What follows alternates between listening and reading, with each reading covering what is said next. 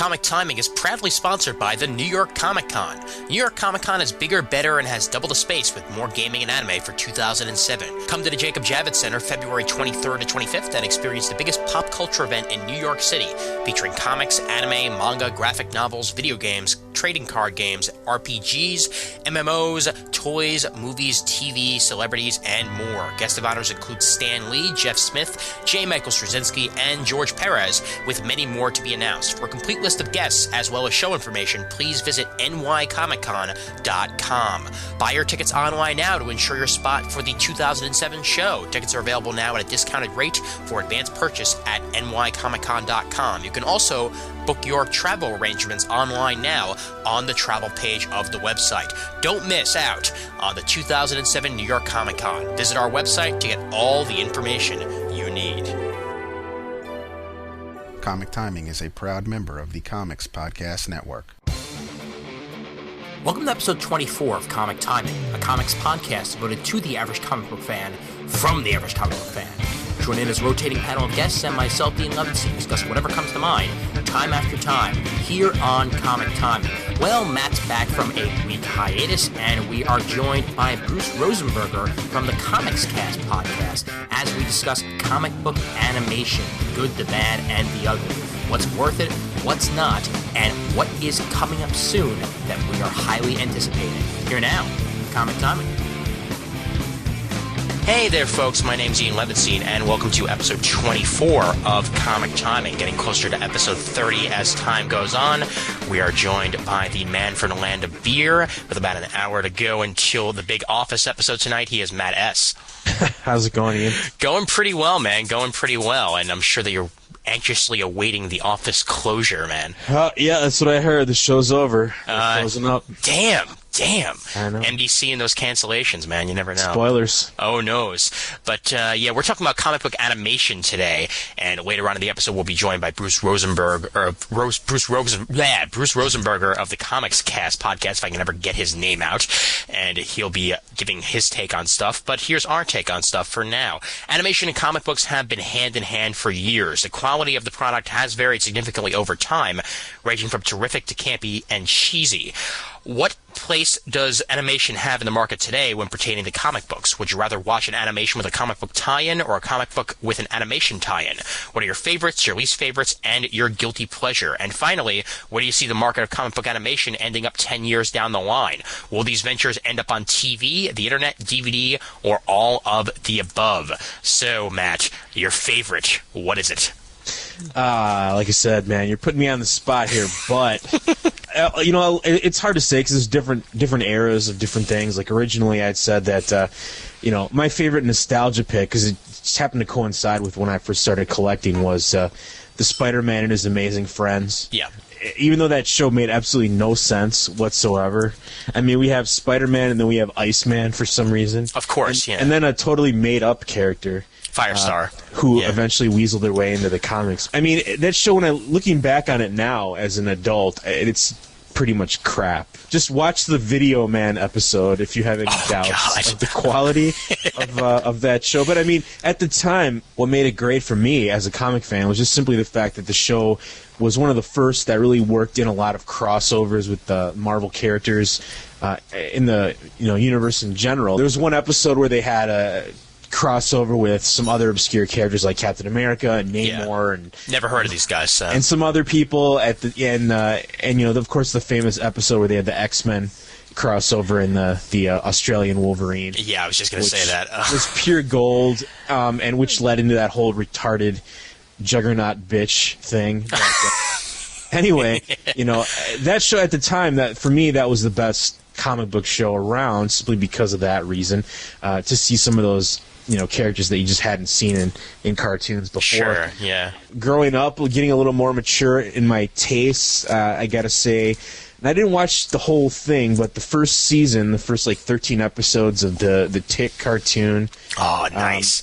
I was a huge fan of the comic book, the 12 only issues that ever came out of that, and that show I was a fan of at the time, and again, it got a little too far from the source material, I guess, at some point for me, and I kind of gave up on it. But the original series, the first season was great. And man, I'm trying to think of what else. Now, see, this is where we're going to have to cross swords a little bit, because I've never been a fan of the whole, and I'm going to put this out there right now, so you can kill me if you want, but I've never been a fan of the whole Bruce Timm style animation that DC has done. Wow. So, never been in love with Batman, the animated series. Never really watched the Superman series. I did, however, get into JLU. Okay. Not the previous 2 seasons of the Justice League cartoon, but the JLU incarnation, I did appreciate that. I don't know what it was, man. For some reason, I could just not get into the Batman cartoon. I know that's almost impossible to admit that. Was it just too cartoony for you, or? Well, you know what? I think what it was is, for me, is that the show really kind of got into this. I'm not gonna say campy, because that's not really what I mean, but the whole overexposure of the Joker and Harley Quinn, that whole thing. I really was annoyed by those characters, the way that they were portrayed on the cartoon. Yeah. For some reason, and just the fact that they kept using them over and over again, and it was just I don't know. Everyone loved it, and for some reason it just rubbed me the wrong way. I don't know what else to say. Well, we're joined now by Bruce Rosenberger of the Comics Cast podcast and the Comics Podcast Crossover. Bruce, how you doing? You there, Bruce? Good. Oh, He's there we apparently go. sleeping. There we go. Bruce had the mute button on. Ha ha ha. How you doing, Bruce? Oh, fine. How about you guys? Doing very well, man. Doing very well. What'd you get to eat there, Bruce? Some kind of seafood thing. I wasn't impressed. Oh, okay. Aw, man. Oh, well. Well, at least you got to spend some time with the family. That's important. So, we were just talking about how Matt has a dislike for the Bruce Timm universe of the Batman the Animated Series and Superman the Animated Series. So we're getting ready to put him up against the wall. I have my guns ready, so we can just put him out of his misery now. I don't know, but Wow. Up until this moment, I've respected Matt's opinion so much. Oh boy. What can I say? I mean, I gave it a shot, and I watched the first season brand new when it first came out, and I don't know what it was. Just for some reason, I don't know. It didn't do it for me. And I'm sorry, Matt. Which was that? The JLA? No. We're talking about the Batman the Animated Series. Yeah, he liked the JLU portion of Justice League, but not the first 2 seasons as Justice League of America. Well, I just didn't watch them. That's all. Okay. I didn't really dislike them. I just didn't catch them. Well, I would actually recommend the second season, not the first season of the Justice League of America, because this first season is utter torture. But once you get into that, that was terrible. But the second season, when they start getting into multi-episode arcs and stuff, it works really well. But before then, not really too much. I don't know. I mean, Bruce, were you a fan of the Bruce Timm verse, as it were? Well, okay. If you put it in perspective, when they first came out, I thought they were really good. Mm-hmm. Looking back on them, the first year is really weak compared to, what was it, the third season when they kind of redesigned the characters? Yeah. Added Nightwing. Oh my God, that's just beautiful. that's just really nice stuff. But that was the Gotham Knights portion. Exactly, yeah. But I mean, I got to say, Matt, looking back at those early ones, they're not nearly as good as... I think that's what happened, is that I watched the first season and just kind of got turned off, and I know that, like you said, it sounds like it got better as it went along. Well, that's something that people need to be wary of these days, and even, over the years. The first season has to be good to get you in. I mean, if that first season's not good, you're not going to watch Season 2, Season 3, Season 4, and eventually you're going to get canceled. I mean, that might have very well been the case with Justice League of America. As I stated, the first season was not that good. It turned a lot of people off to it. A lot of people then came back with Justice League Unlimited, but not nearly as many from when it first started, and it could be one of the reasons why it's no longer on the air right now. Well, I have to agree with you, Ian. I mean, the JLA was okay. I mean, I didn't go out of my way to watch it. And then when I heard the Justice League Unlimited was coming along and that they were going to add all these characters, I gave it another shot. And that I fell in love with, because it was just so much fun. Yeah. I think that appeals to more of the crusty fans like us, perhaps. That I mean, it's just like a geekgasm. Where are you ever going to expect to see, a cartoon version of Vigilante or The Shining Knight or Spy Smasher in that one flashback episode? Oh man! I mean, it's just that's the kind of stuff that it was exciting to see all these kind of B-list characters, to see my favorite, Booster Gold, God rest his soul, character in a cartoon. I never thought that would happen. And I will mention, though, I don't know if you guys, speaking of Booster Gold, I don't know if you've been watching the new Legion of Superheroes cartoon, but I just noticed today that he makes an appearance in the background of episode 1. Really? Yes, he is doing his janitorial duties in the Superman Museum in the 31st century. That's terrific, man. That is absolutely fantastic. See, now I'm going to have to go back and watch that first episode to see if... Because I've been avoiding the Legion of Superheroes series, to tell you the truth, because I really didn't like the promo art, and I'm not sure if it really suited me too well. And I hated the fact that they didn't go with the Supergirl and the Legion of Superheroes that they set up in JLU. Or they just completely abandoned that and goes with quote-unquote Superman. I say quote-unquote because he's 15 years old in this series. They're still calling him Superman. But, I don't know, there's just something wrong with that. I mean, Bruce, would you have rather seen a Supergirl and the Legion of Superheroes than Superman, Superboy? Yeah, I got to admit, I think that would be... That'd probably be more entertaining. But I also have to say that I watched the first episode, and I liked the tack that they were taking, that he was learning his superpowers. But that's only going to go so far. Sure. You know, I mean, if by the 15th episode he's still having trouble flying, I'm going to have a problem. Well, so you did. As long as we're talking about that, I guess we can bring it up because I'll lay down my background with this. Like I said, I enjoyed JLU. I'm probably one of the biggest fans ever of the Wolfman Perez era Teen Titans. Mm-hmm. And I sat with my friend watching the premiere episode of the Teen Titans cartoon when it first aired, and I put a spoon through my eye. So that's why you have that eye patch now. Okay. Exactly. I hated that show. I hated the art style, and being an anime snob, I hated the fake anime aspect of the show. It just seemed like it was spitting in the face of this awesome run of comics that I loved, and I just could not get into it. Could not get into the art style. Could not get into the goofy story, the super deformed characters, the gigantic heads on people every once in a while. Now again, I hear people talking about how it got so much better and it got great, whatever. But my point of that is that being kind of sick of the whole Bruce Timm look. Yeah. Of all the DC cartoons from the last 10 years, when that new The Batman show came out, I did sort of enjoy the look. I know some people, don't think it matches up to the original. I like the fresh take on the show, and I like the art style. But again, I haven't watched that many episodes of it, and that's when the Legion, like you said, the promo art came out. It sort of looked like a cross between the Batman character designs and the Teen Titan character designs, which did not thrill me. Mm-hmm. But and so I've been sitting on the first 2 episodes until just today, and I actually sat down and watched them both in preparation for talking on the show today.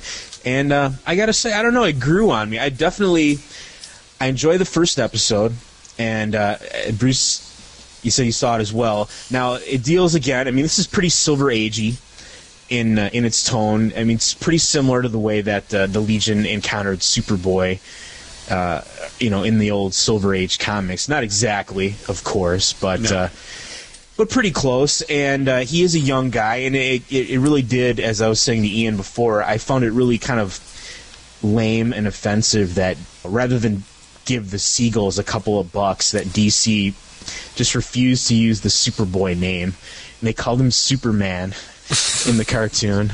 When you're 15 years old and you just hit puberty, you're not Superman. But it's fun, and I like some of the characters, and the first episode was pretty decent. And Bruce, you don't have to worry, because by the second episode they basically just dropped that whole he's learning his powers thing already. So he was full on. In the second episode they introduced Timberwolf character. Mm-hmm. And I was originally kind of disappointed in the lineup of the Legion cartoon. What lineup do they have? Well, the main lineup, it seems right now, is, and again, I don't know what name they're using, but they have, Lightning Lad or Live Wire or whatever the hell they're calling him now. Saturn Girl, Phantom Girl, Triplicate Girl, Brainiac 5, and Bouncing Boy. Bouncing Boy, Go figure. Boy. Yeah, I mean, he's an interesting character in the cartoon. He never was a huge, player in the actual comics all that much. Yeah. But an interesting choice. And then they just, in the second episode, they added Timberwolf, apparently. Now, I think that the show is going to go like JLU with a rotating roster of other characters because they've made mention and they've shown pictures on the wall of Cosmic Boy, and who else? A couple other people that I am flaking on. I can't remember. Karate Kid? Yeah, either that or the Invisible Kid. I can't remember which one they showed on the screen. And Colossal Boy and a few others. I thought it was kind of odd that they don't have Cosmic Boy as part of the main team. Yeah. Since those are the core 3 characters. Sure, of course, yeah. But it was. I mean, it's fun. I'm enjoying it a lot more than I thought I would. To say. Now, Bruce, I know you have a very different opinion on the Teen Titans series. You are a fan of it, from what I know, correct? Okay, I didn't start out as a fan. I didn't. Okay. I tried watching it several times because I have a friend who's very, very into anime and manga, and he's always urging me to read this or watch this, and I watched it and I didn't get it. I just didn't get it. You know, like you said, the super deformity and them shrinking down to children and going it just I don't know. I didn't get it. And then the 5th season started, and I heard that the Doom Patrol was going to be in it, and I thought, well, I got to see this. I got to see what they're doing with this. And basically, I fell in love with it. And then I went back, and my brother loaned me, season 1. Went back and watched them, and it's like, oh yeah, I get this now. It's hard to explain. It just, I wasn't accepting it. It's just me, I just wasn't accepting what it was. So it just took multiple watchings until you actually understood exactly what they were trying to do with the series. Right. And it was the same thing with the new Batman series, too. I watched the first episode, and I said, oh, Jackie Chan Batman, and I didn't bother to watch it until my brother loaned me the movie, Batman vs. Dracula. Yeah. And I liked that with one scene, except for one scene that really bothered me, but other than that, I really liked that. And then he loaned me the series, and I happened to catch the first Batgirl episode, and I just fell in love. It's like, oh, I like this now, Yeah, it's funny you bring that up about Batgirl, because that was one of the things that kind of turned me off from the show. Oh, really? Okay.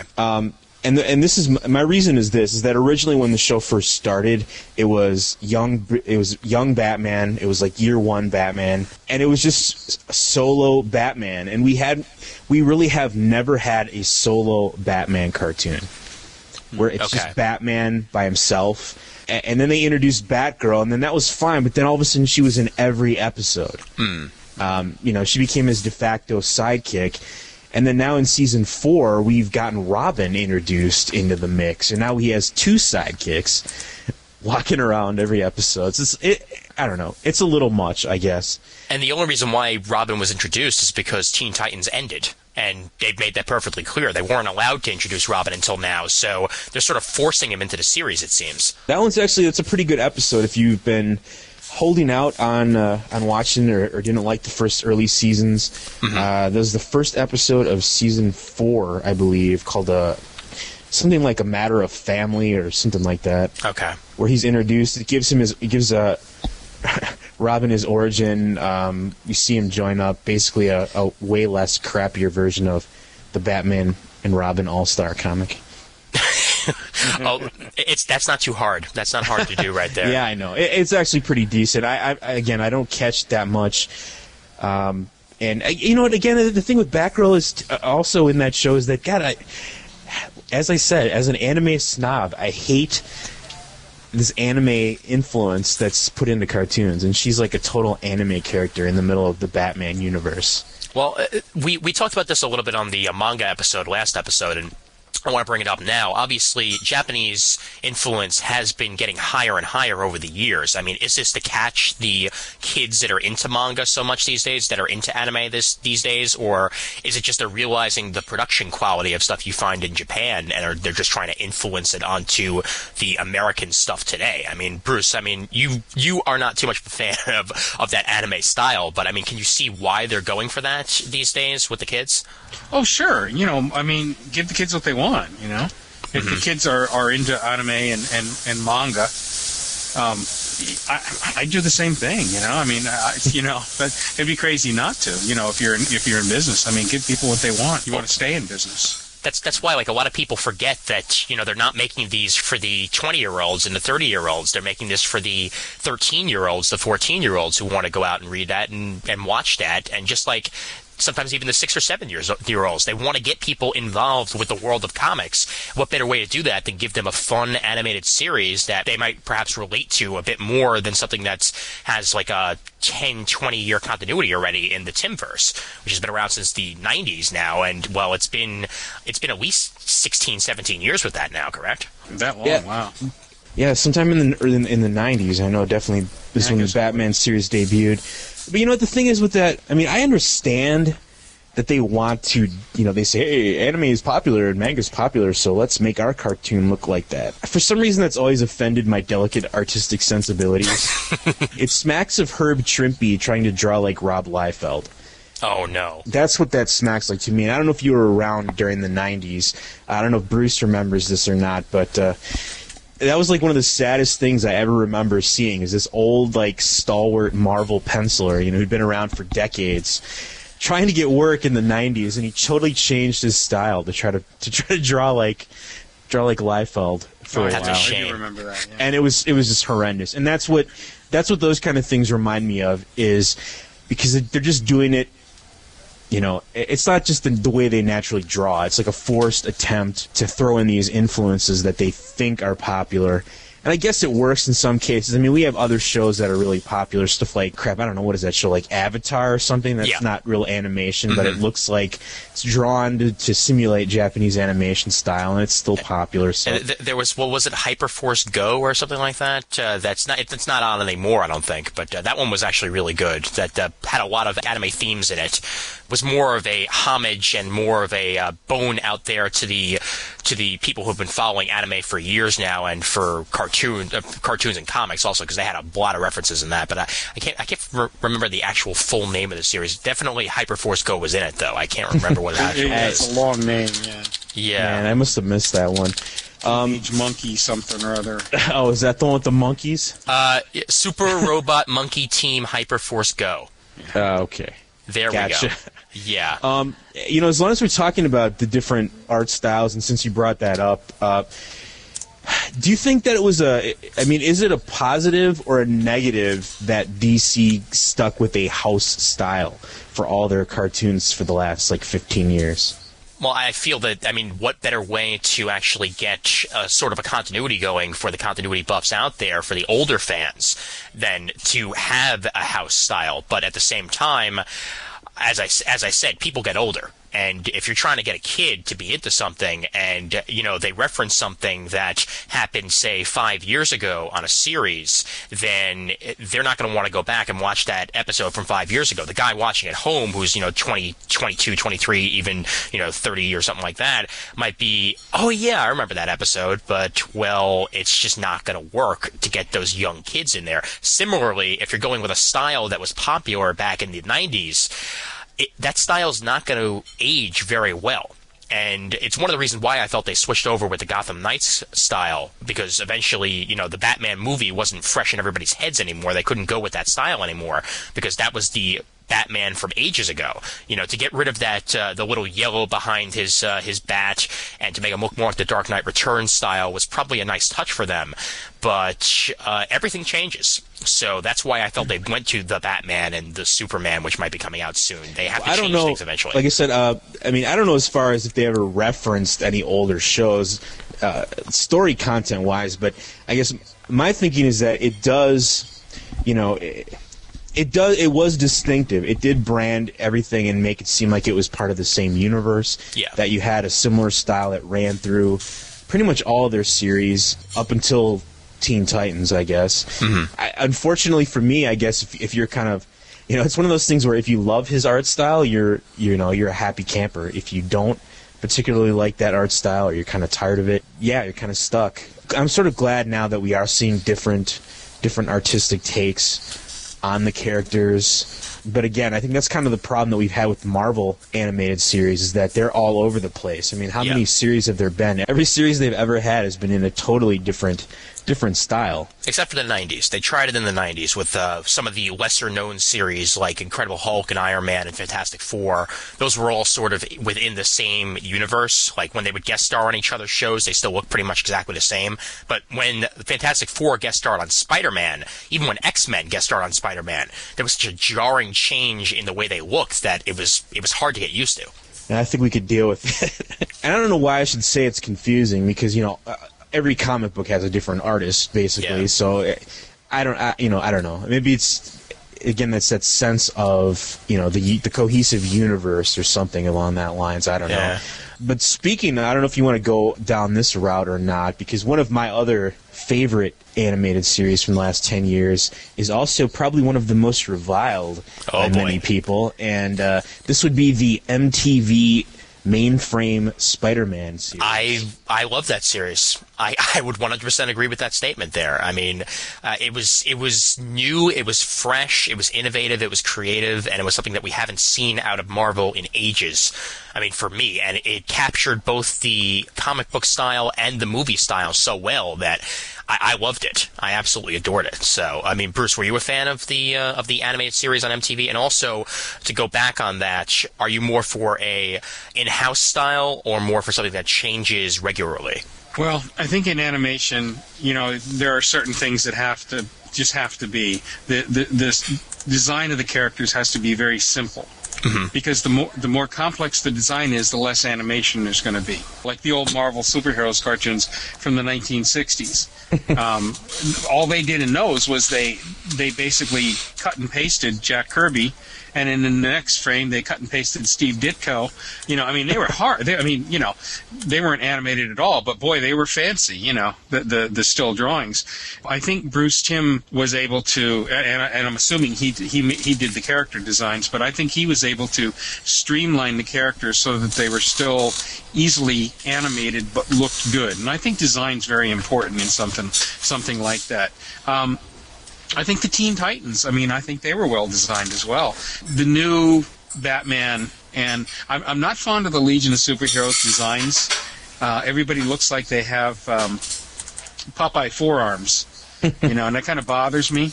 It works for Popeye fine, but, Okay, and alley-oop too, but besides that, that bothered me. But I think it's a good idea to design, to have a nice design. I like the idea that they all look like they came from the same universe, and I totally agree that Marvel they need one good person to design their characters. Mm-hmm. Like you said, you would see somebody come into this series and it was a totally different design and it didn't work. It just didn't work for me. The only thing that bothered me about the Spider-Man series on MTV was that they didn't incorporate the 3D modeling very well. Mm-hmm. It was 2D animation and 3D modeled animation, and the two don't mix very well. Yeah. If you go back and you look at Futurama, for instance, Futurama uses a lot of 3D model designs, but they're 3D model designs to look like 2D.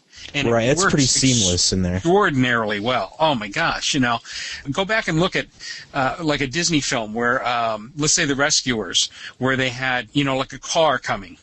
Or 101 Dalmatians, where Cruella de Vil drove that car. That must have been painstaking, and it really doesn't look that good. Yeah. But now that they have the 3D modeled, like I said, Futurama, perfect example. Of course, yeah. It looks wonderful, Without a doubt. And, you can even go back to the Spider-Man animated series from the 90s that used the 3D models for the city. And while those were very elementary, compared to some of the stuff you see today, that was really the first one that really tried to incorporate, the 3D modeling effect. And sometimes it worked, sometimes it didn't. With the Spider-Man animated series, with the cell shading, that's what cell shading does. Sometimes it looks great, sometimes it just really feels out of place. And to go 2D with 3D like that, there's no third dimension to the characters to go with the third dimension of the backgrounds, and I would have liked to see more of that. So if you're going to go CGI with Spider-Man, I'd like to actually see more of a straight CGI than a cell shading, because cell shading really, it was a good series, don't get me wrong, I loved the series, but I would have liked to see the animation be a bit crisper. Was the animation a problem for you, That's Matt? kind of the problem with using so much CGI stuff, just simply because I don't think that we're even at a point right now, unless you're spending millions of dollars. We just can't get that fluidity of line that you get with, traditional hand-drawn stuff, especially with a character like Spider-Man, because that's all he is. I mean, he's all about fluidity. He's all about jumping around, bending in these crazy angles and poses and everything. Yeah. And that was one of the knocks that I did get from a lot of people back at the time, that it just looked really stiff. I thought it was pretty good as far as, cartoon or computer animation went, but I would have liked to see. Unfortunately, we only got 12, 13 episodes. We did, of that show, so. They had said that there was going to be a season 2 that was possibly going to go straight to DVD, but they eventually tossed that idea entirely. So, Yeah, and in fact, actually now there's going to be a new Spider-Man animated series from what they're saying. They're not saying what it's going to be, but they're also saying it's going to be a straight to DVD series for the first time ever. And I don't know whether or not it's going to be CGI or whether or not it's going to be straight animation. I myself would rather it be straight animation and, just maybe have a couple of those CGI elements and just maybe do it right like Futurama did. But, I mean, for the future, would you rather see a CGI Spider-Man or would you rather see a cartoon Spider-Man? I mean, Bruce, you had problems with the CGI in the first place, so obviously the choice would be animation for you, right? I don't have a problem. I don't have a problem with good CGI. And, quite frankly, once they've designed the characters, it works like a model, as if you had a model. You can make them do anything you want, and you can save a lot of money once that initial design is done. So but the initial design has to be good. That's the problem. Well, exactly. Yeah.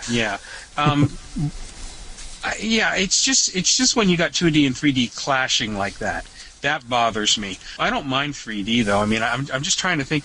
Oh God, I mean, Reboot. Mm-hmm. That was incredible. Yeah, that was an incredible series, and that was all, 3D generated. And that was that. I mean, that Spider-Man cartoon was done by the same studio that did that. Oh, really? Yeah. I didn't know that. Yeah, Mainframe Entertainment, which actually they're not really doing anything anymore, which is a shame because they've sort of switched their focus and they're not really doing too much of the animated series anymore. I mean, they did Beast Wars as well and Beast Machines, and both of which were just outstanding. But they just really they feel that they would actually make more money doing more of the like Barbie and G.I. Joe stuff they do than doing an actual animated series. So. Well, yeah, direct-to-video, you mentioned that in the intro, that direct-to-video seems to be an experiment that's proceeding apace, especially at Marvel. We've so far seen the first 2 releases of the Ultimates, or Ultimate Avengers, or however they're labeling it, DVDs. Now, unfortunately, I have not had the privilege to watch either of those. I've seen them both. Okay, what do you think about those? I think the first one had potential. I think the second one reached that potential because, well, first of all, what Bruce was talking about previously about, the designs need to be simple, they need to be clean. Well, they've got Brian Hitch creating these characters, and they're going from Brian Hitch's designs. You can't get better than that, really. And I mean, these guys. I've been reading the Ultimate Comics for ages now, and for at the snail's pace that they come out. Feels like ages, yeah. Exactly. No, it's ages, but it's 24 issues. So there you go. Ever since 1963 when they came out with issue 1, it's been terrific. But they did a good job on the character designs. The voices. They're hit or miss for me. I don't like the fact that as opposed to going for some of the big names, they went for big name impersonators. And I'll give you a smooth example here of one of those as I actually look up the voice cast for that so I can actually remember who the hell it was. But the guy who voices... Phil LaMarr. There you go. Phil LaMarr does Jon Stewart on the Justice League Unlimited series. They got a guy who sounds exactly like Phil LaMarr, only less interesting. And the entire time I was watching the first movie, I'm like, wow, Phil LaMarr sounds a bit off. And then I realized it wasn't Phil LaMarr. It was just some guy that got to sound like Phil LaMarr.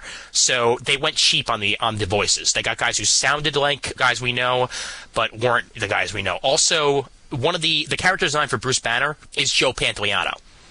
There's no character design. It looks just like Joey Pants. Oh, that's not right. Yeah, it's like a combination of Joe Pantoliano and the other guy. Damn, I can't think of his name all of a sudden. From Ghost World. Steve Buscemi. Yeah, Steve Buscemi. There you go. Yeah, it's like a cross between the two, pretty much. Yeah, and that's wrong. Then again, Brian Hitch created Samuel L. Fury, and Samuel L. Fury is definitely in this. But I liked the first movie. The second movie had more of a plot to me. They seemed like they were going back and forth a bit easier. The actors seemed to have better chemistry. But the movie definitely, it's getting there. Let's put it that way. Hopefully the third one will be even better. But the second one was definitely better than the first. But they're having problems mixing the CGI and the animation, which is just like we talked about before. That seems, to go back to what Bruce said, I find it kind of baffling that all of the Fox animated shows have been using CGI mixed with traditional, 2D animation for years. I mean, even the Family Guy is using that now. Futurama was, again, that was the pinnacle of seamless blending of the two together. But, even the Simpsons uses it, the Family Guy uses it, all those shows already are using that process. I'm not sure why at this point it's such a complicated procedure for them. I know that this is a new startup thing for Marvel, so I don't know if they're going with a new studio or where they're coming up with this stuff from.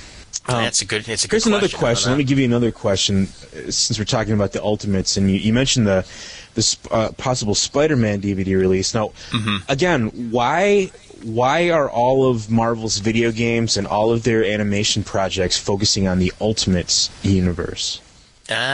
Because that seems to be fresh in the mind of the kiddies these days. I mean, more people are going for that over the regular universe. I mean, the older crowd will go for the regular universe. The Ultimate crowd is, obviously, as we talked about previously, it sells better in borders. It has more of a fresh feel, I guess you'd say. So they're going to get more of the teen crowd than the older crowd right away with the Ultimates. And I guess we can get it. I want to bring that up again because I don't necessarily think that's true. I don't see why, the average Joe on the street who's never seen Spider-Man or never read a comic book other than, seen a movie or a TV show, they don't know the Ultimates guy any better than the iconic Kirby guy. To me, it makes no sense. I don't know. The Ultimates also had more of a cinematic feel, which actually transfers over to the animated a bit better than I'd say a regular world Avengers movie would, because the Ultimates it's action paced. It wouldn't make any difference, though. That's my point. I guess it doesn't. There's really no distinction except just to have those different costumes on the characters, because there's no reason that couldn't just be a guy in the classic Captain America costume. Why does he have to have the Ultimates costume? And why does Thor have to have his sort of knot costume and weird hammer look that he has from the Ultimates? It's a good question. Bruce, were you a fan of the Ultimate Avengers? You've seen both of them so far. What's your take? Ultimate Avengers, the first one, I thought was better written. I like the story. The second one, it wasn't even that the second one was poorly written. There was just some things that bothered me about it, especially the Black Panther character. Where did he suddenly get these metal gloves that shoot fingertips and stuff? Where did this come from? This is garbage. Vibranium can do anything, man. But okay, I try to accept things as they are. The Ultimate Avengers was sort of a melding between the Ultimates and the Avengers, which I think was a wise move, because the Ultimates might be a little bit too mature for kids, but the New Avengers has too much baggage. The Avengers has too much baggage as a story. What bothered me about the first one was the animation. It just wasn't consistent at all. It was almost as if they had farmed out scenes to different studios or people that worked for different studios. I can't tell you how many times I saw Hank Hill in that. I swear to God, you watch that first Ultimates, and it says to me that, okay, hey, these guys were off for the summer from doing King of the Hill, so now they're animating for us, and it's just I didn't see that as much. I don't know if that I saw it at all in the second one. It was more consistent. Okay, all right. So in other words, you're more better story in the first one, better animation in the second one. Yes. Yeah. But there shouldn't be a trade-off. There should be both of both. That if they keep doing good animation and good storylines, and they can have a franchise here for years. But obviously, if you keep putting a subpar product out there, whether it is in the animation or whether it's in the story, people just are not going to buy it. Well, I want to bring that up too, because Bruce, you mentioned that the fact that this was a melding kind of the two different versions of the Avengers. Didn't that ultimately just piss off two groups of people? Because I remember on the CGS forum, everyone was complaining and moaning about, oh, this is watered down, this isn't the Ultimates, this sucks. And that was a lot of knocks that people had against it. Now, I mean, was it worth it to do that, to appeal to a mainstream audience, or should they have gone just for the PG-13 R-rated fanboy kind of demographic? Good question. I personally, I like the new updated Ultimates universe. I'm not a big fan of Ultimate Spider-Man or Ultimate X-Men, only because I think that they're kind of written down to a younger age, whereas the Ultimates and pretty much Ultimate Fantastic Four seem to be aimed at an older than normal age. You know what I mean?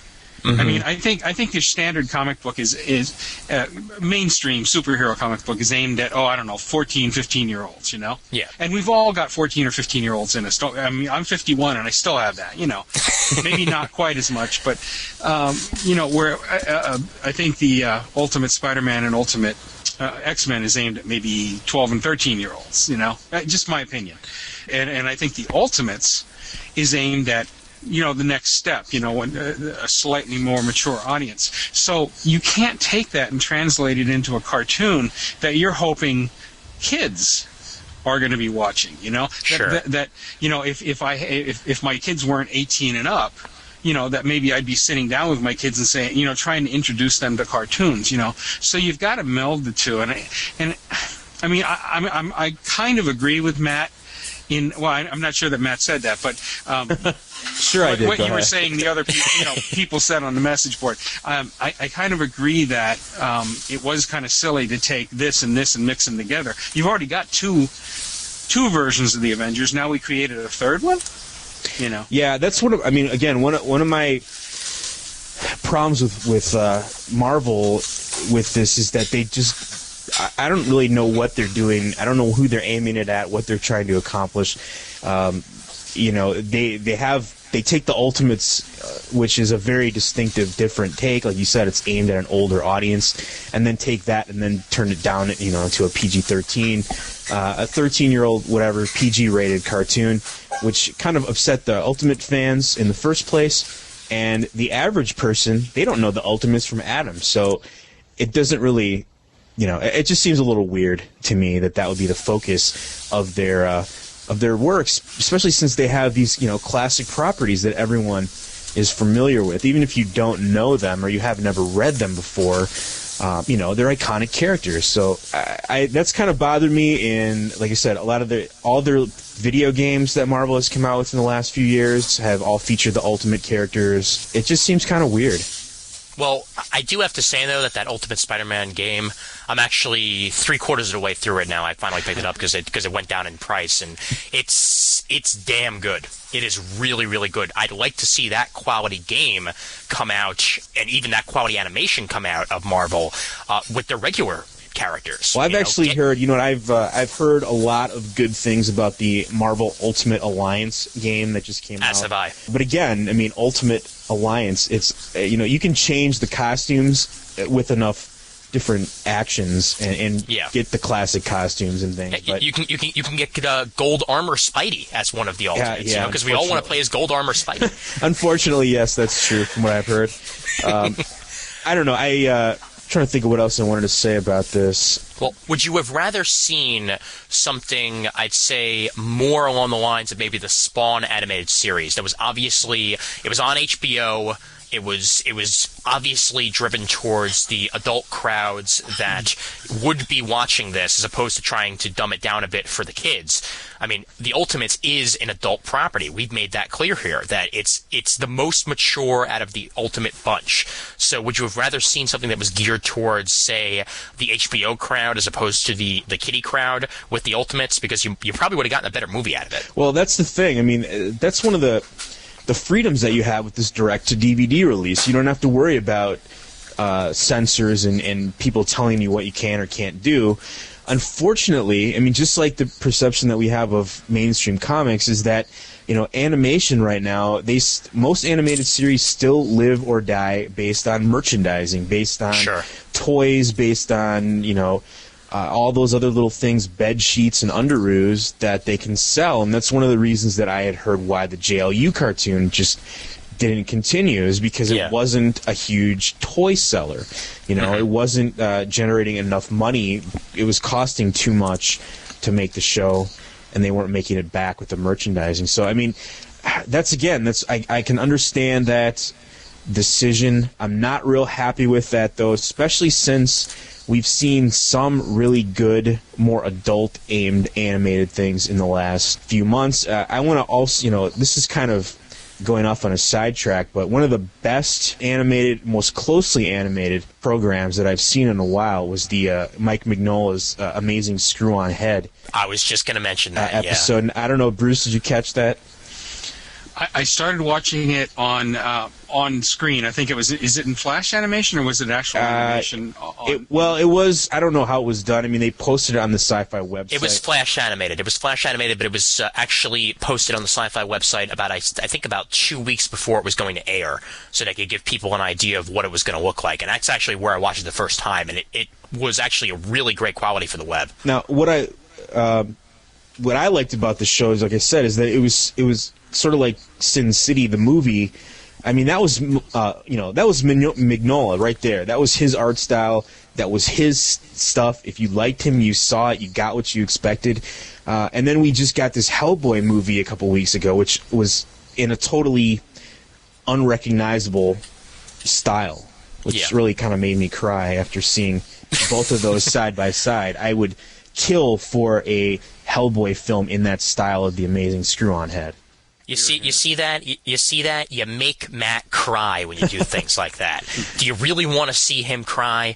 Jeez, Bruce, what did you think from the few minutes of the Amazing Screw-On Head that you saw? Well, I mean, like Matt said, it's all Mignola. I mean, there's Mignola, whatever. Yeah, let's just say Mignola. What the hell? Mignola. I mean, it's him, and it's beautiful. And what I like about it is it's something that I've never seen before. You know, if somebody, you mentioned. Sin City. My biggest complaint about that is why did they bother? If you're gonna make a film look exactly like the book I bought years ago, I don't see the point, you know. But anyway, getting back to this, so I would be afraid that if they were using Mignola for Hellboy, that they, do it frame by frame. But I don't think they do that. I really don't. And I think Mike Mignola could probably design character sheets that people could animate.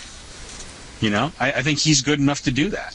Yeah, sure. I mean, his style certainly lends to that. I mean, he's got a very clean style. Yeah, that would animate very well. Yeah, I haven't seen the Hellboy yet, so I don't know. I've been trying to find it, but it's eluding me. Well, I have.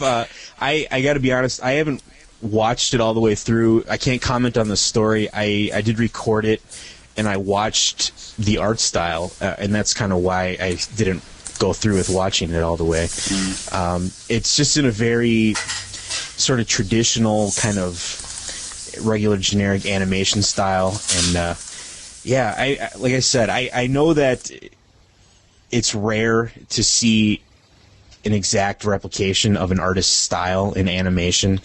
That almost never happens. So the fact that they actually did that with the Screw-On Head was sort of amazing in and of itself. Mm-hmm. I sort of like to see that more if that's even possible to do.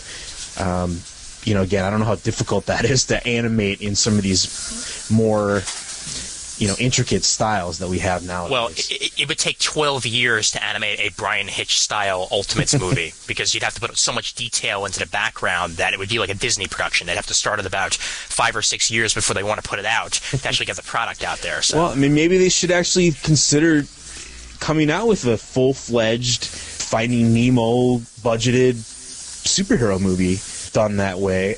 Obviously we had The Incredibles, but they're not an existing property. I would be interested in seeing what that would look like if they actually spent the money. Yeah, well, with that recent Fantastic Four animated that came out of Gay Paris, French, and France, as it were, people hated it. That was the genuine consensus that I saw. And honestly, I like the animation style. I did like the animation style, but the character designs were just okay, I never want to see a 4 painted on the Thing's chest.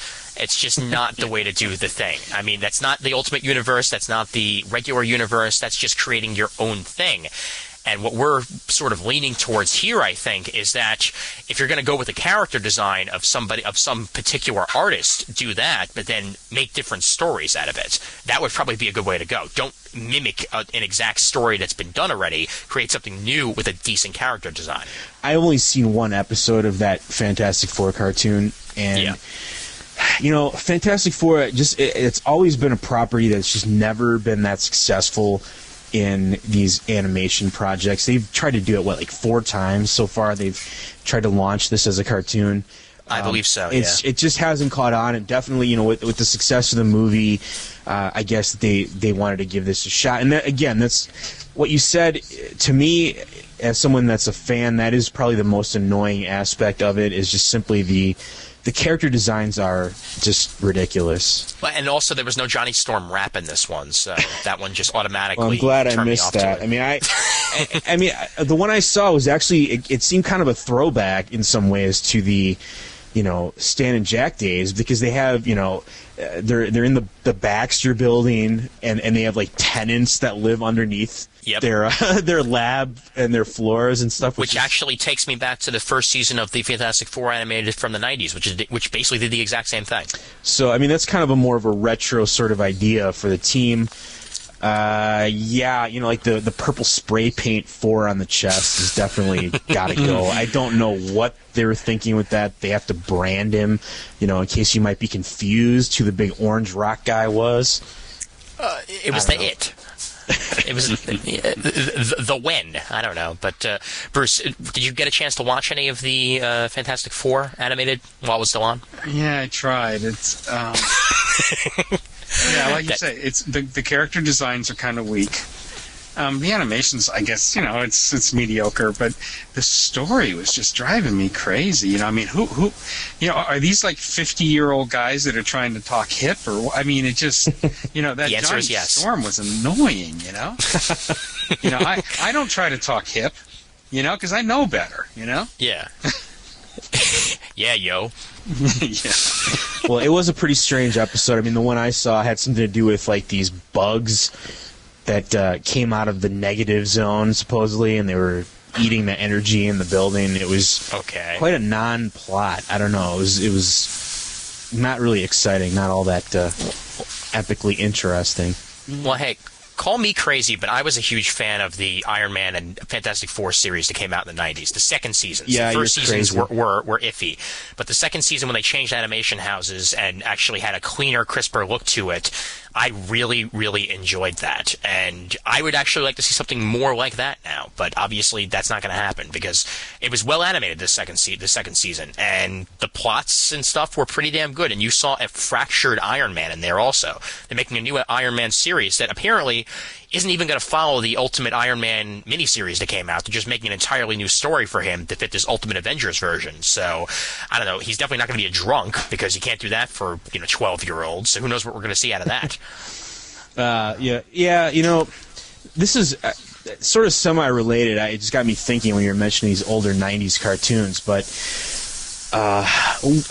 what do you think about the fact that a lot of times we're limited by all these complicated licensing deals that are taking place, that we a lot of times end up with characters that are just B-list or, you know, crap characters Herbie being involved in the shows? And I mean, my example that I'm thinking of specifically was the, you know, aborted Avengers cartoon that came out in the 90s that had like the powerhouse lineup of like Wasp and, you know, Wonder Man, and like, yeah, I don't even know who the heck was in there. It was a bunch of just really, you know, B-lister characters, and you know, for a while we always had that kind of prop up where it's like, oh well, you know, the Hulk. You know, the Hulk can't be in this because he's licensed by some other company, and you know, Batman and Superman and, you know, Robin can't be in this, and Wonder Woman can't be in this episode, that kind of stuff.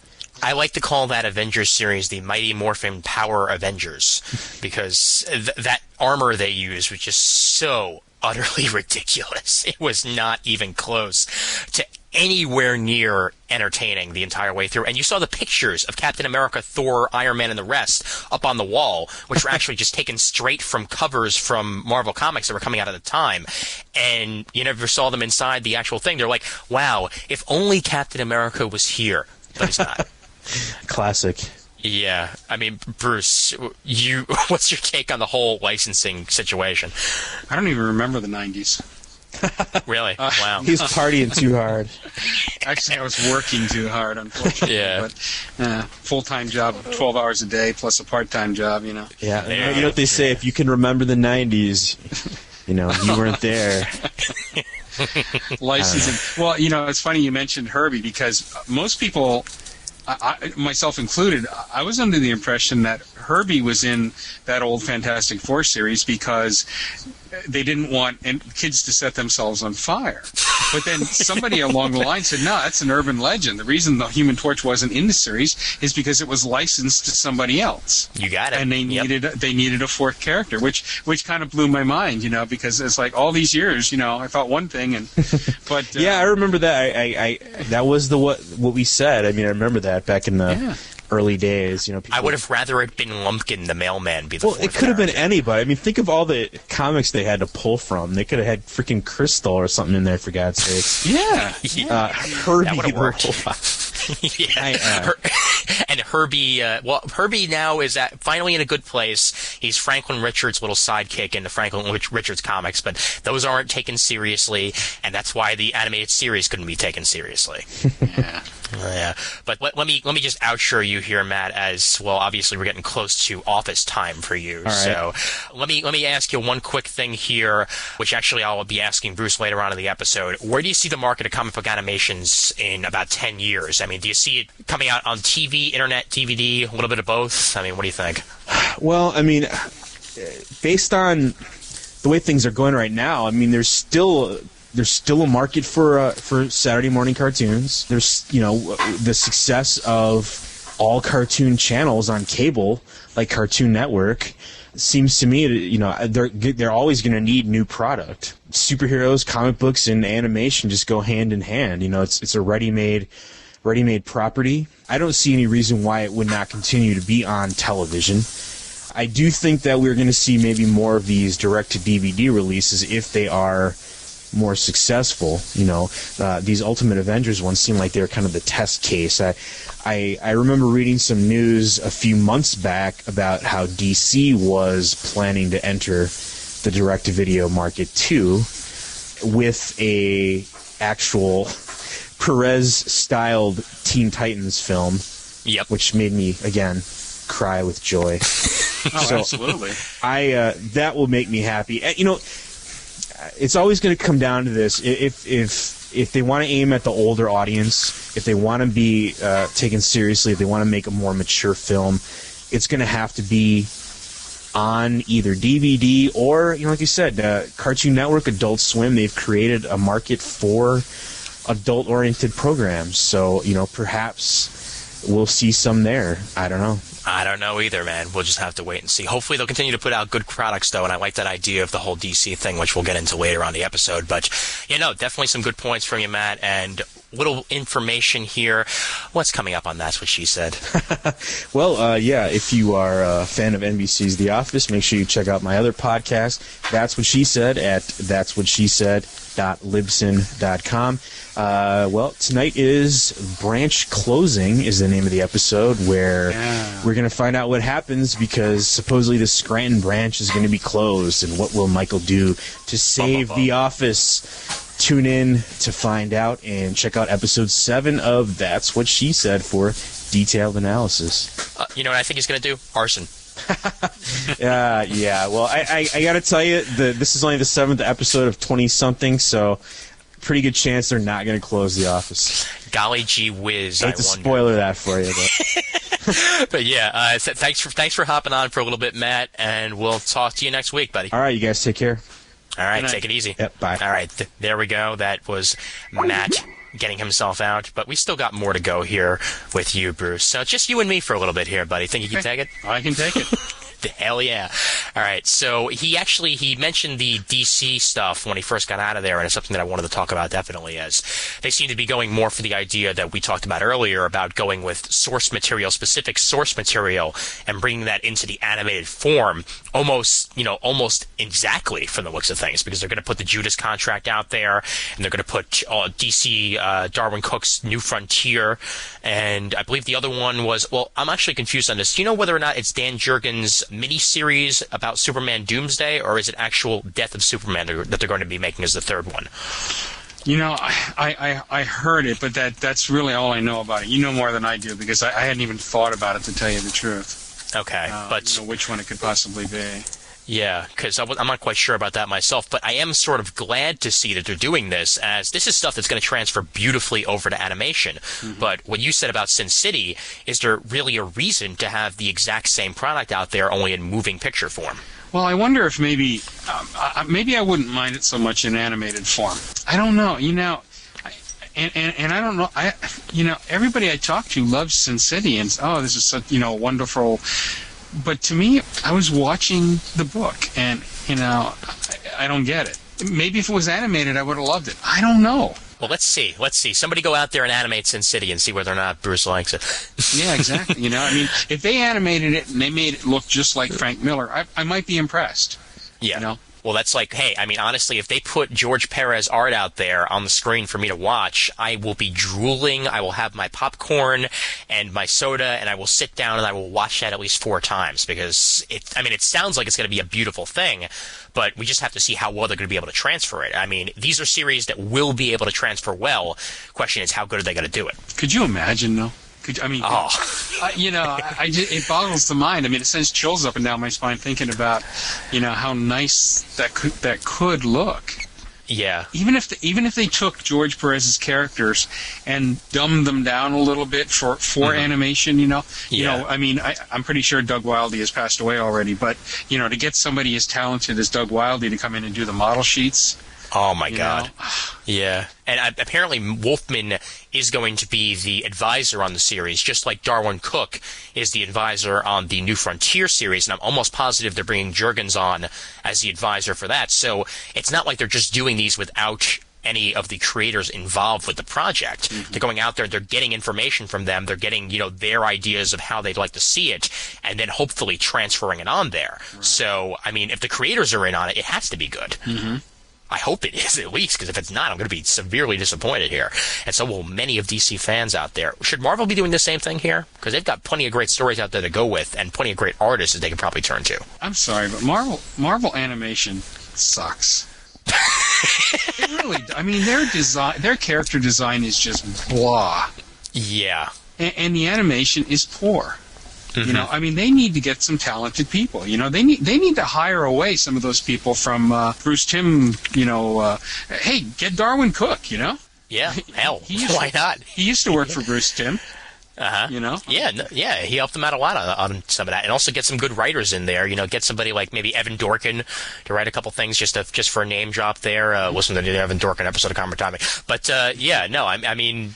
Definitely get some decent creators involved with the project, and you might get something good out there. But I still think to this day, the only animated series they did right was the X-Men animated series. Not Evolution, even though Evolution had its moments. But the 90s animated series was close enough to the comics that were coming out then to make me happy. Their Phoenix Saga was amazing.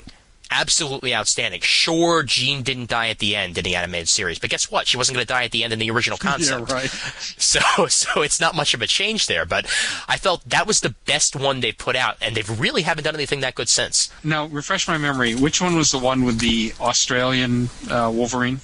That was Pride of the X-Men, and that was the one with the Spider-Man and his amazing friends also. So this one actually had, if you've ever listened to the voice track on any of the Versus games that came out, Marvel vs. Capcom, Street Fighter vs. X-Men, that sort of stuff, it's the same voice actor for Wolverine that they did on that. So it was a guy who actually pretty much characterized Wolverine for an entire generation. The Cyclops they had for that was also the one they used in the video games. The Storm they used in that was the same one they used in the video games. The Gambit was the same one, and so was the Rogue.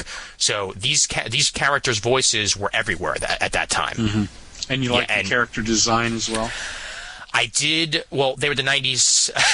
They were the 90s costumes. So, of course, I had my moments where, seeing Cyclops with all those belts is just ridiculous to this day. But, when I was a kid watching it at home, it was fantastic. I have all of the episodes on VCD that I got off the internet ages ago, and I can still watch that today. The story really holds up, and it's not something I can say about a lot of the animation that came out back then. And even farther than that, because you were around, obviously, in the old days of the Spider-Man does whatever a spider can, and stuff like that. And that definitely doesn't hold up today when you watch it. No. I mean, I'm amazed at the fact that they were able to more or less stick to the original stories. At least some of the there's some seasons that I don't know if it was the first season that was by another studio, and it was or the later seasons that they deviated from the stories. But when they were sticking with the original stories, I enjoyed them. I mean, they weren't great animation by any means. I've tried watching them. Luckily my nephews every once in a while bug me to put on, Spider-Man. I have the DVD set, so I'll put them on for them, and I'll watch them, and I'll go, ooh, that's really bad. But like you just said, it's something that I grew up with, and for some reason, the things that you grow up with are the things that you give them a little bit of slack. You say, you know what, I grew up with it, I loved it then, and you know what, I still love it. I know it's not as good as I thought it was, but I still love it. Doesn't matter, Well, that's something also. I mean, were we just expecting less back then than we are now? Because obviously, the subpar animation held us when we were kids. And I mean, sure, obviously, I'm a couple generations behind you, but I look at some animations that I loved, when I was a kid, and I can't stand it. I can't watch it for more than about 5 seconds at a time. The only ones that really hold up for me, other than the one that I just mentioned, X-Men Animated Series, are The Tick, which is still amazing today, because my girlfriend actually just picked up the Season 1 box set that came out. And we sat down and basically we marathoned it, and it works so beautifully. It was so snarky and so insane that it really works well. And other than that, there really isn't much, except for maybe the Spawn animated. That was good. That was really, really good. But I only saw bits and pieces of it because I was too young back then to actually watch it. The Spider-Man animated series had its moments. I'll give it that. Their Clone Saga, 12 times better than the Clone Saga that they actually did in the comics, which I'll admit to this day. Wow. But, yeah, if you ever get a chance to watch it, it's the last thing they did on the animated series. Pretty much the finale, which ends with a conversation between Spider-Man and Stan Lee, because they send him through a dimensional vortex, and he gets to meet Stan Lee, and he has this conversation with him saying that, he should go out there and find, everything that he's looking for in life and just continue on no matter what goes with you. And it was a really touching moment. So it definitely had its pluses there. But the animation really doesn't hold up today, and a lot of the other stories that I picked up didn't really hold up today. Are kids today looking for more than what we looked for when we were kids? Is that the problem? I mean, what's going on here? Well, I mean, let's face it. I mean, kids today grew up on video games. I bought my first computer in 1986, and I was already, what was I? I was 30 years old. Yeah, almost. Yeah. Well, no, 31. I was 31 years old. So, we had these little block characters, and we liked it. Yes. But now I see these commercials for these video games, and it's like, damn, that's really nice. I think it is the Marvel that I just saw the commercial for it, and I was floored. Oh, please, yeah. With them breaking out of the bins, I think, that's really great. Yeah, even the Justice League Heroes, even though I heard it's not that good a game, the animation on that is terrific. I don't know. I guess maybe that is a part of it, that video games just skewed us to that, because obviously, when I was a kid, I had Nintendo. So anything that looked better than the little sprites I had going across the screen, I was good with. So if it was animated, I'd watch it. Yeah. Today, it's just not the case anymore. So I think kids have an expectation, and kids, I don't care what generation you're from, you like your animation to move, you like action. Yeah. So if it's a bunch of talking heads, it's not going to work.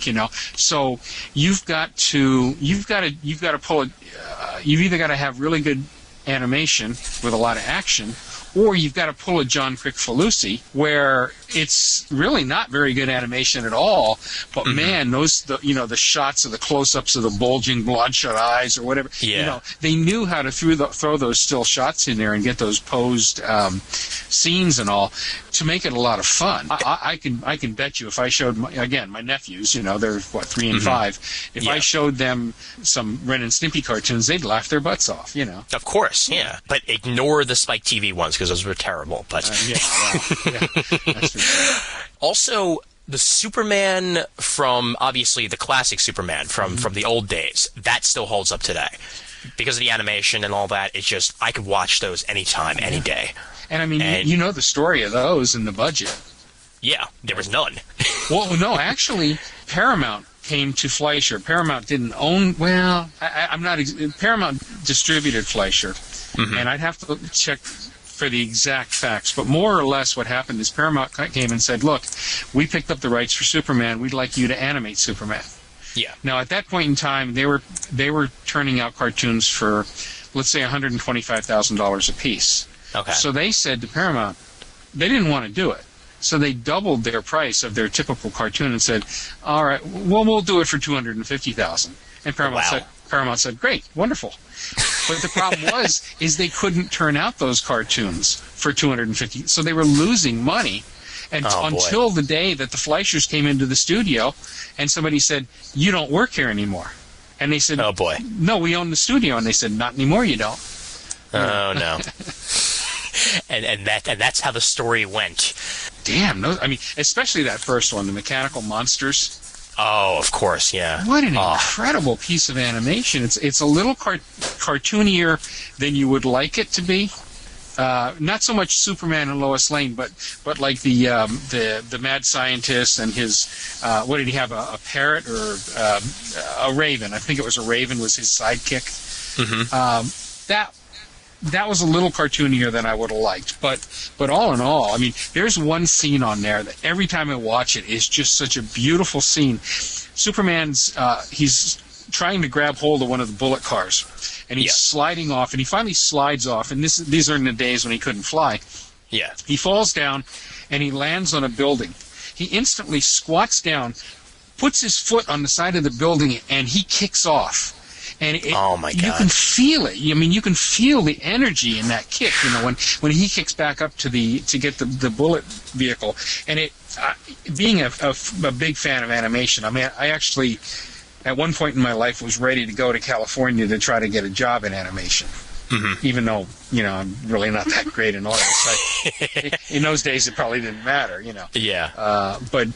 I just love animation as an art, and I see things like that, and when somebody really carries off a character or makes them live for me, that just it just sends a chill up my spine. Well, you also make a good point. It's all about the small details. You could have something that's animated like stick figures the entire time, but if you have one scene that captivates you, then you're in. That's it. It doesn't matter what anything else is doing. These days, with a lot of the cartoons, they go more for the flashiness as opposed to those small little scenes that just really get you in. And the score, too. The score on those Superman cartoons will just get you into anything at all. Yeah, you could probably drive along listening to those and get all revved up, like, wow, yeah, Oh, definitely, without a doubt. And today, the music in that Ultimate Adventures didn't really captivate me at all. It just was there. With the Spider-Man from the 90s, I used to hum that theme all the time. It was a bit crazy, and the X-Men from the 90s too. That it sticks with you. But these days, what do you get? Teen Titans. That doesn't really stick with you too much. I don't know. I have to admit, when one of the podcasts, Drew's podcast about movies. Yeah. He was using Teen Titans at the beginning, and I would listen to his podcast, and then for the rest of the day, maybe 2 days, that Teen Titans theme song would run through my head. So he finally stopped using it, and after about a month, I emailed him and I said, Drew, bring back the Teen Titans theme song. So he put it in for one more episode, but I missed it, Oh, man. I guess to each their own there. But, I mean, do kids today, I mean, do they actually, I mean, are they drawn in more to the animation than to the little things like we were? I mean, would you be able to sit them down? Would they be humming the theme afterwards? I mean, that's the question, because I don't really feel that that's nearly as much a part of these new releases as it were in the old releases. I don't think kids have changed. I think as long as the cartoon's got a lot of action in it, kids get bored when they don't have when there's not something happening. Sure. You know, so again, if there's talking heads, they're going to get bored and they're going to, you know, can we put a different DVD in? You know. Yeah. Maybe they have less patience than we did. I don't really know. You know. Well, when they play video games, a lot of people say that they have less patience, but it takes a lot of patience to get through some of those video games. So I have no idea what people are talking about with that. But Good point. what's your biggest guilty pleasure when it comes to cartoons? What do you still watch today that you can't believe you still watch? Oh gosh. You know, I mean, when I think cartoons, I think classic Warner Brothers and that kind of thing. You know, they're not superhero cartoons. Yeah. You know? But I can still sit and watch a Warner, as long as it's not the Saturday morning versions where they've actually, you know, or Tom and Jerry, for instance. You know, Jerry's about to hit Tom over the head with a bat, and suddenly there's a cut, and you don't even know you don't know what happened. That they actually cut all the violence out of it. Beautiful. Why would you bother? Don't even show it to me. You know, don't destroy a classic piece of animation. Of course. Because the kids may get the idea of bashing it. You know what? If you haven't taught your kids better than that, shame on you. Just hide your giant mallets and you're good. Well, absolutely. You know, I put all my mallets away. You know. Exactly. Please.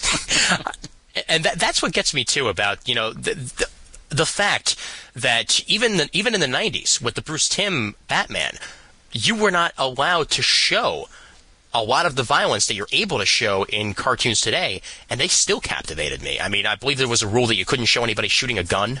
You could show the gun, but you couldn't show them shooting the gun, and nobody could get shot. Even if there was a bullet, they couldn't get shot, and there couldn't be any blood. And the Batman Timmverse one, that got everything done without showing anything like that. Today, however, violence a lot more apparent, especially with that Ultimate Avengers. There were a lot of stuff that would have never gotten away with even 10 years ago. So the standards are definitely changing with the world of violence when it comes to stuff like that. But I don't know. I mean, if you put it on a DVD, you can get away with anything these days. Well, I guess it's like humor. You know, there's certain comedians that say, "Oh, I can't work if I can't work blue." Sure. And then there's other comedians that, you know, you get to the end of listening to, you know, a half an hour, 45-minute set, and you say, you know, that guy didn't say one. Well, maybe he didn't curse once. I won't say, you know, I mean, they usually get maybe off color a little bit, but you know, I think it's the same with animation. You know, I don't know. You don't have to shoot people. You can still tell a good story because, well, we know this because we watched those Batman cartoons back in, you know, the 90s, you know, right on up. You know, now that you mention it, okay, yeah, I guess they didn't shoot each other. It hadn't even occurred to me, to tell you the truth.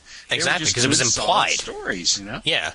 Yeah. And also, but the mind can do a lot of things. That's true. As long as you're implying that something is happening, you're going to forget that it didn't even happen. Yeah. That's a good point. Yeah, exactly.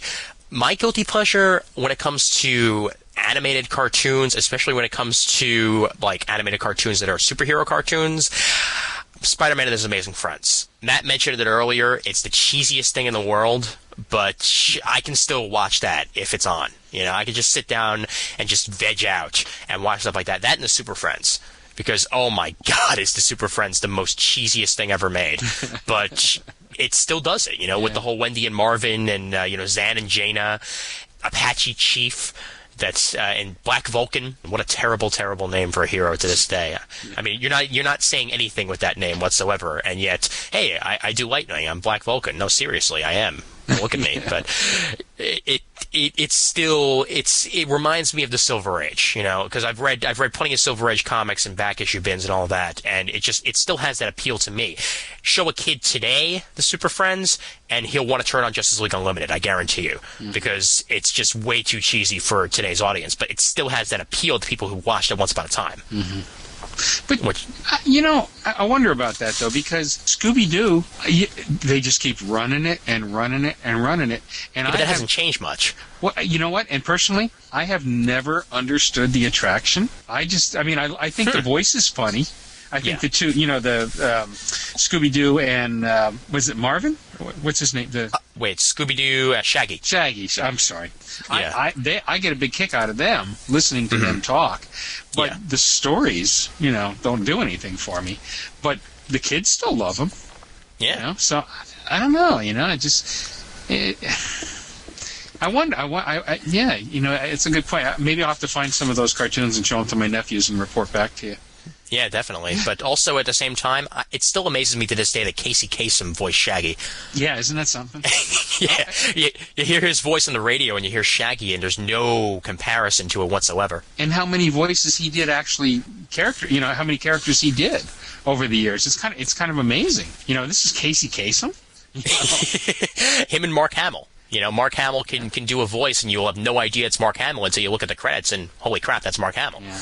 There was a couple of forum comments that I wanted to get to. First one from Heath Holland, who's HDutch007 on the forums, who actually just found Comic Timing last episode, so glad to have you aboard, Heath. Here we go. I think comic book animation is a nice little extra. It's just a supplement to comics, and when it's done well, it could be really cool. I don't think it's the future of comics or anything like that, nor do I think it's the replacement for comics, but I think it has its place, can tell stories to an audience who might not otherwise be interested in the story if it were in comic form only, like Darwin Cook's New Frontier, and makes a nice book end to a classic story. Projects like Hellboy Sword of Storms are very nice to have, but it really comes down to what works better on page and what works better on screen.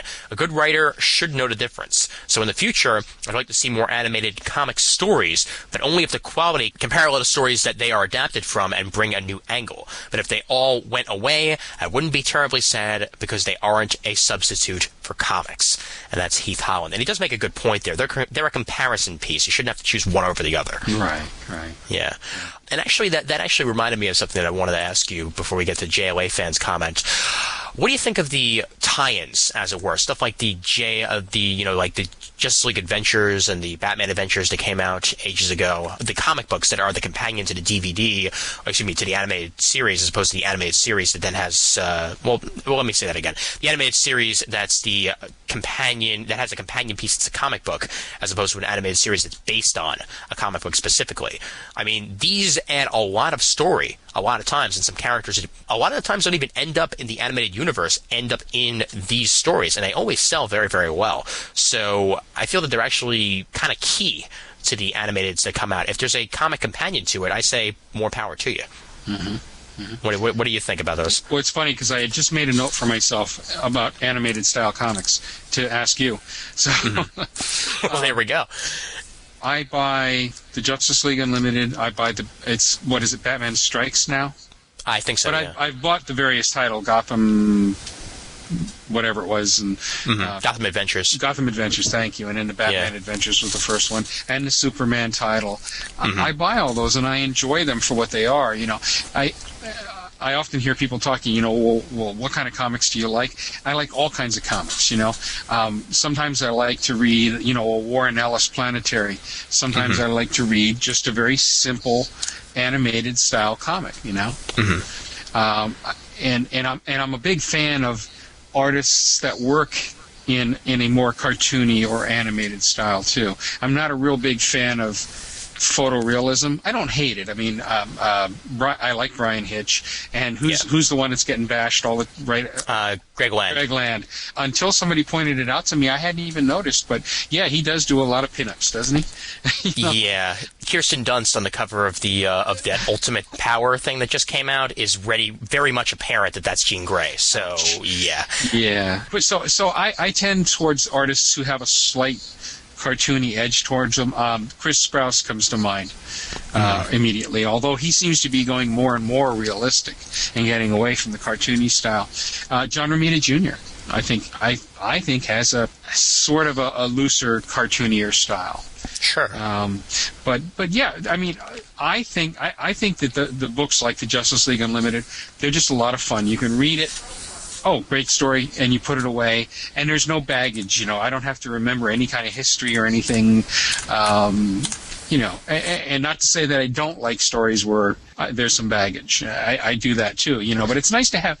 It's nice that we have that variety, the different types of comics. How do you feel? Well, you know what? I picked up a couple of those when I was a kid, and you know what? They are a great way to get a kid into comics, as obviously if they're seeing these comic book animated series on the screen, then what better way to say to them if, say it's at reruns or something like that, you want to continue the story? Here, have a Justice League Adventures comic, or here, have a Batman Adventures comic, or Batman Strikes or something like that. You're getting more story without having to turn on your TV and watch it at a specific time. You can watch this anytime you want, playing out in front of you on the page. So it's a great learning tool. That's number one, because, well, what better early thing to give a kid than a comic book, to get them to learn how to read even. But at the same time, people of all ages can enjoy them. So they're a nice throwaway thing to have, and they're a nice thing to give to your kid when he wants to read a comic book or wants to continue the story and there's nothing to give him other than all the stories that he's already seen on the screen.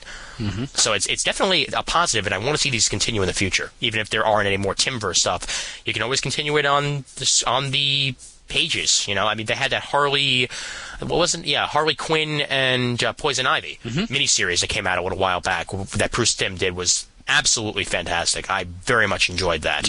And, it was pretty much an animated series cartoon right there on the comic. So, hey, more of that, the better for me. So that's the way I'm looking at it. So hopefully they'll continue in the future. Well, how about back, I think it might have been in the 90s, DC revived the MLJ characters like Flyman and several of those, and Mike Parabecchi was doing Flyman, and eventually he did the Justice Society in kind of a cartoony style. How did you like that stuff? I liked it because it appealed to me on that cartoon level, because I've been watching cartoons for ages, and that's one of the reasons why I loved Darwyn Cooke's art so much, because it's getting that, old-time feel without having to watch it on the screen. Now, of course, I'll get to watch it on the screen, which is just, perfect transition right there. Darwyn Cooke from the page to Darwyn Cooke on the screen. There's no reason why that shouldn't happen. I like the guys who actually do more of a simple animated style. I'll give you an example, actually. You ever read anything by Chinna Cluxton? No. Chinna Cluxton, she used to be known as Chinna Cluxton Major. She does stuff mostly for Oni Press. And she does stuff like Blue Monday, which is a teen series that has a very simple, slightly anime-influenced style that's a little cartoony in nature, that feels nice and light when you're reading it, and it's very, very well done. Another one that I read that was similar to that was Hopeless Savages, which is sort of done in the style of an Osborne's type book, and the art on that also is very, very nice and very cartoony, and it doesn't really, you're not like putting stuff out there as it's not photorealistic, because it really doesn't have to be. And I like to see that in my creators, definitely. The artist on that on Hopeless Savages is Christine Nori, who I actually met over at the MoCA Festival a little while back, and she does a really great job. So, yeah, no, definitely. The more animated styles I see on comics, the happier I am. If I want to get a little bit of a more, say, like maybe something like a Kubert style, one of his sons, either Andy or Adam, I can go ahead and do that. If I want Jim Lee, I can go ahead and do that. But it's a nice break to see that old style still continues in a lot of comic book artists out there these days. So, hey, be as cartoony as you want. I'm not going to care. I was just curious. Yeah, I always wonder if it's a generational thing or it's just personal taste. Yeah, well, if you've ever watched a cartoon, you don't mind seeing it out there on the paper. That's the way I see it. So, just give me a bunch of different styles, and I'll be a happy guy. Exactly.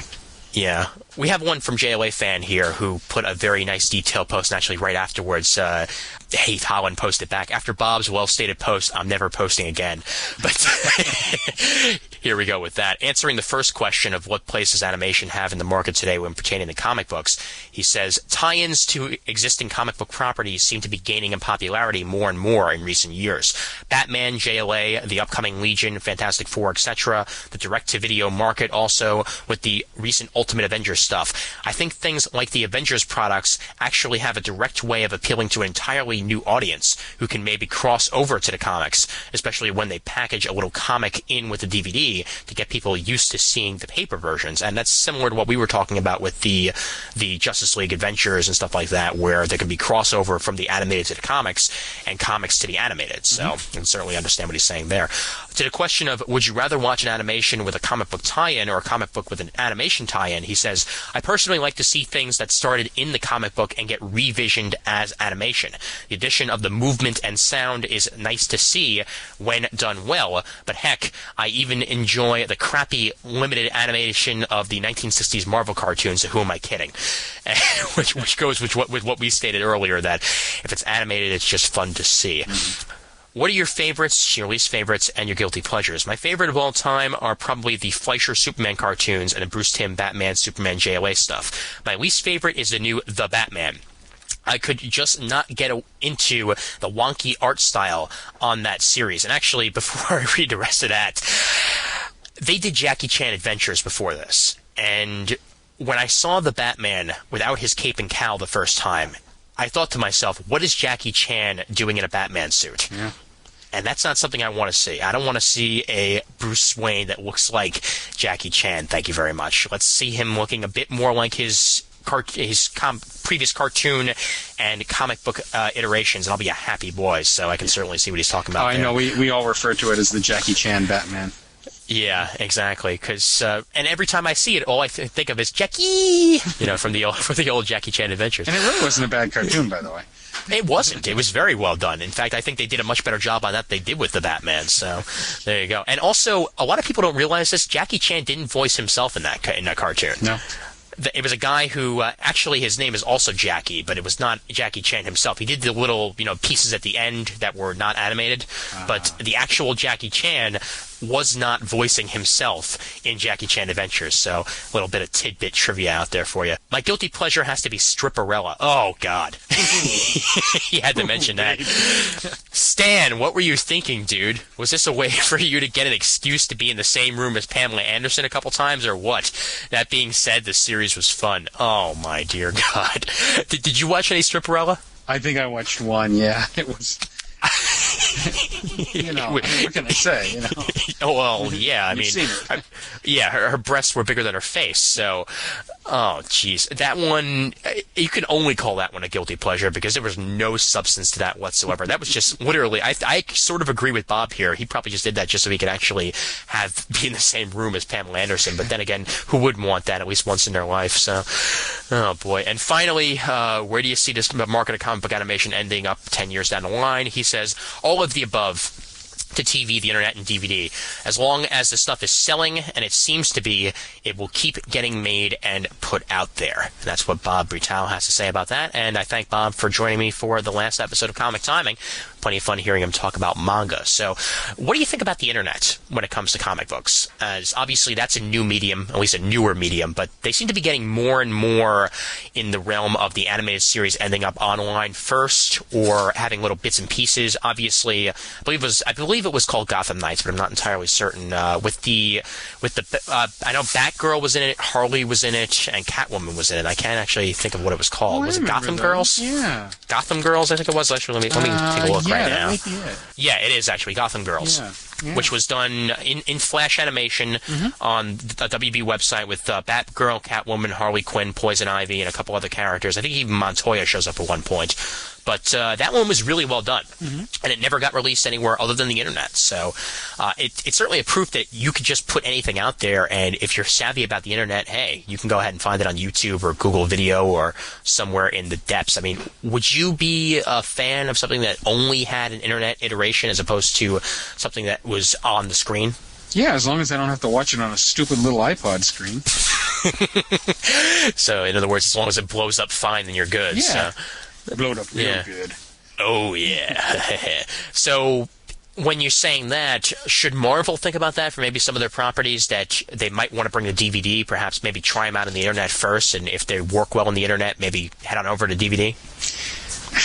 Again, I just think Marvel needs to get a creative team. I mean, they need to get some talent behind their animation division. It just all looks blah, I mean, I enjoyed the Ultimate Avengers. I bought it. I bought both of them. I'm trying to support these projects, when they bring out these different cartoon things, because I figure maybe if I support it and everybody else supports it, rather than downloading it for free, we'll get more of it, and that's what I want, But I want it to be good, So, yeah, sure. I mean, if they were to, say, set up a website and say, okay, all you amateur animators or all you you folks that would like to get into animation, send us some Flash animation of what you think the cartoons or the characters should look like. Have a contest or something, and then pay those people to make some Flash animations like those Gotham girls. I mean, at least they'd get some good design. That'd be a wonderful idea. Well, that actually reminds me that actually WB had a contest like that once upon a time where there was actually a Zatanna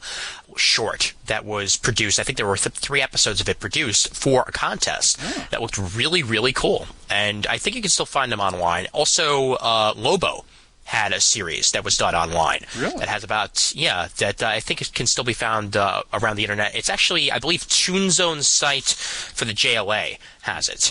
So actually, let me take a look at what that actual website is right now. Here we go. World's Finest on ToonZone has it.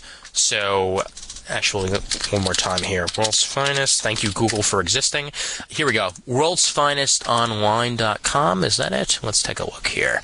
Yes, it is. World'sFinestOnline.com has pretty much all of the Lobo ones that were produced. They were only online for a short time, so they were pulled down almost immediately after that, and World's Finest caught them before that, so they have them up on their website. So, I mean, it would be really cool to actually have stuff like that to maybe go back on, because it's worked in the past. You've got really fun stories out of Gotham Girls. I was a huge fan of that back in the day, and Lobo and all that. Have something like for the new Irredeemable Ant-Man that just came out, that could work really well as a Flash animated series online. Just have Kirkman as an advisor on it, and put something out similar in the style of Phil Hester, and I'll be a happy guy. So that could be something. And for independent comics, what better place to turn to the internet to put maybe an animated series out there for you? Yeah, sure. You might not have the money to put it out as a regular, so. Yeah. Did you watch any of those? I think it was, let's see here.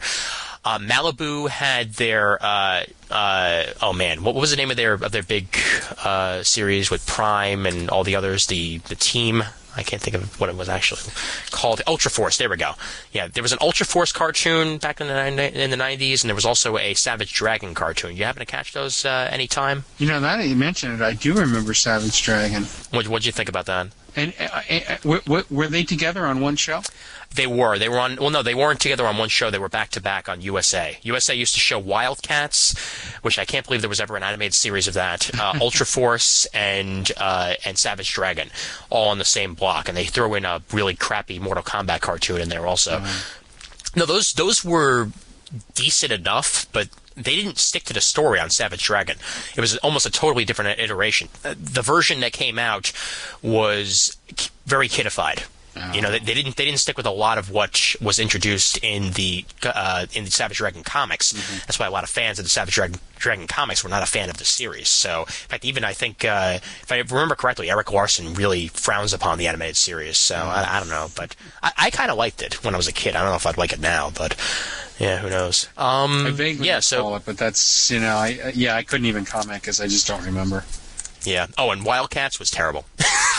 Just got to say that out there, because that was literally like you put a animation budget of 15 cents on something and you get Wildcats, because they reused way too many frames. They tried to ape the style of the X-Men animated series, and it really did not work at all. But I'm sure there's at least one fan of that series out there somewhere hiding, not wanting to reveal himself. So, any final thoughts on comic book animation before we wrap things up here? I pretty much I made a few notes here, but I kind of got them out there while we were talking. So, Well, superheroes in animation in particular, you mean? Yeah, definitely. Yeah, because I'm thinking just to sort of to ape what we said before. If you give something to us with good animation plus good story plus good character design, and we will all be happy. But whether you're a kid, whether you're older, whether you're a teenager, whether you're in your 20s, 30s, 40s, 50s, it doesn't matter. Put a good product out there, and we'll go ahead and do it. If you want to make something cheap that only lasts for about 5 or 10 minutes, then it's only going to last 5 or 10 minutes, and everybody's going to forget about it, and you're just going to go to the wayside. So give us something we can remember for years, like what DC's doing now with their animated movies, because I have a feeling those will be around for years to come. Right. Yeah. All right, so I think we did a good job here, so I certainly want to thank you for joining us, Bruce, as that was definitely plenty of fun, and would love to have you back on here sometime soon. Yeah. And, gee, it'd be nice to get together in person one of these days. Oh, yeah, really. Wait. Oh, wait a minute. Hold on here. In fact, Bruce will be at the episode, what is it, episode 200? Yeah, there you go, episode 200. Oh, yeah, I forgot it was 200 episodes. Yeah, how about that? It'll be 1,000 before we know it, but episode 200 of Comic Geek Speak is this upcoming weekend. I'm only going to be there for the Saturday, but you're going to be there the full weekend. I know that. You're going to be there Friday, Saturday, I was right? thinking about going Friday, but it sounds like till they get dinner and everything, it might be like 8 or 9 o'clock. And, by Friday, I'm usually so fried from driving back and, commuting back and forth into Jersey. I'm trying to decide whether I'm actually going to go there tomorrow night or not. But we'll see. Well, we're taking the New York carpool, as it were, the mighty New York Avengers coming in from Manhattan with a rented car and all that. So, okay. So you're coming in from the United States, not Long Island. Yes, actually, that is 100% correct. Long Island and Afghanistan, we're not coming from there. So. Long Island doesn't exist, but hey, technically I live on Long Island, but we're the good part of Long Island. We're the part that's actually part of New York City. Oh no, I have nothing. It's just so funny because those of us west of Long Island think of it as like a foreign country. Exactly. And the people on Long Island think of the rest of the world as like some foreign land. That's why people in Brooklyn and Queens never mention that we're actually part of Long Island, because we're not. we're on the same island, but it's like a completely different area. It's like the Boondocks compared to here. But I'll definitely be at episode 200. We'll probably be there by about 10 or 11 or something along those lines, because we're going to leave at about 8 o'clock in the morning. So it'll be a nice fun adventure, and as long as I'm not driving, then I'm good. So, but I want to thank you yet again for bringing me to episode 100, as otherwise I would have been stranded there. It was fun waiting for that train well, if I wasn't to finally come. If I wasn't such a coward, I could have just driven you into Manhattan. But please, that would have been 3 hours right there, man. I don't want to do that to you, man. Come on. I did it one time, and I really don't ever want to do that again.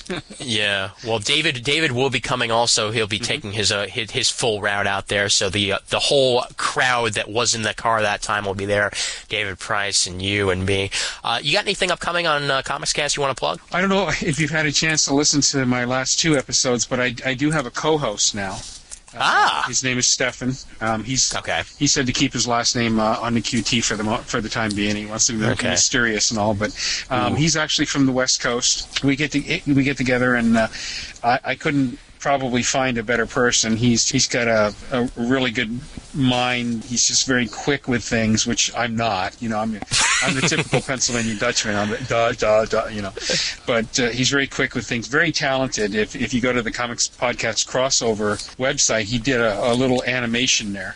That's just so cool. That was him. Okay. Yeah. And he's a musician. He sent me some of his music, and it's just, he's just really good and great artist. Just a fun person to have as a co-host. So I'm really looking forward to upcoming episodes. I got to figure out how to deal with some of the sound issues that I'm having. But you're using Skype also, right? Right. Yeah, Skype is my mistress right now. We every now and then, we're on good terms, but we get in a fight, and before I know it, everything's out of sync and everything sounds wrong. But it's a fickle beast. Skype is a fickle beast, as I'm learning very well. So still the lost Steve Bryant episode that I'll never get back. But are you going to be at New York Comic Con? Yes, I guess I am. Excellent. And are you going to be in the podcast arena? Yes, I am. Glad I mentioned that then, because Comic Timing is brought to you by the New York Comic Con. New York Comic Con is bigger, better, and has double the space with more gaming and anime for 2007. Come to the Jacob Javits Center February 23rd to 25th and experience the biggest pop culture event in New York City, featuring comics, anime, manga, graphic novels, video games, trading card games, RPG, MMOs, toys, movies, TV, celebrities, and more. Guest of honor includes Stan Lee, Jeff Smith, J. Michael Straczynski, and George Perez, with many more to be announced. For a complete list of guests, as well as show information, visit nycomiccon.com. Buy your tickets online now to ensure your spot for the 2007 show. Tickets are available now at a discounted rate for advanced purchases at nycomiccon.com. You can also book your travel arrangements online now on the travel page of the website. Don't miss out on the 2007 New York Comic Con. Visit our website to get all the information you need. Oh, beautiful. Thank you very much, man. It's always great when you're doing it in tandem. Then it just feels even more super there. But you had to throw that in there, or else New York Comic Con would come and find me with their steak. So, but yeah. Also, forgot to mention. Thank you very much for bringing together the Comics Podcast crossover. I gotta say, that's been a lot of fun to be a part of, and definitely the horror episode that just came out. I loved listening to it because of the wide range of horror books that were covered, and dude, it's really great getting all the podcasts together to get something like that going. I think that was my favorite so far. It's almost 2 hours, and it went by like that. It was boom, it was over. It's like, oh man, I need more. Yeah, I definitely agree with you with that, because it was fun also getting together that segment on Monster, because Matt and I both love Monster, and anytime Matt can talk about Monster, he's happy. So. All went well there, so definitely thank you for that. What's the once again, the website for Comics Podcast Crossover is comicspodcastcrossover.libsyn.com. And Comics Cast is found at comicscast.libsyn.com, and that's comics and cast with a K. Yes, just in case people forget. So yeah, there's your plugs in there, and now let me get my plugs in here. The email address for Comic Timing is comictiming@gmail.com. Don't forget to check out those forums over at cgspodcast.com/forum, which are graciously hosted by the Comic Geek Speak guys. They are now one away from episode 200, and you can find them at comicgeekspeak.com. Please vote for us on Podcast Alley. The links are in the show notes and on the main page. We are proud members of the Comics Podcast Network over at comicspodcast.com. Please give us an iTunes review on iTunes. That would be graciously appreciated. And don't forget that coming up in, I believe it's going to be 2 weeks from now. It could possibly be next week. We're working that out. But there will be a crossover between Comic Timing and Raging Bullets, as Raging Bullets will be joining us here on Comic Timing for our 22 pages number 2 on Superman Confidential number 1. So Jim and Sean will be joining Matt and myself for that, and then we will be on Raging Bullets once Batman Confidential number 1 comes out to review Batman Confidential. So it's a confidential crossover for Comic Timing and Raging Bullets. So certainly check out Raging Bullets over at ragingbullets.com. And other than that, not too much else. So once again, please listen to That's What She Said at that'swhatshessaid.libsyn.com to give Matt his final plug, as he's probably 17 minutes past watching The Office now, so he's a happy man. Bruce, once again, thank you for joining us here. It's been a lot of fun, and you're always fun to talk to. Yeah, you too. All right, and as always, there's always time for comics.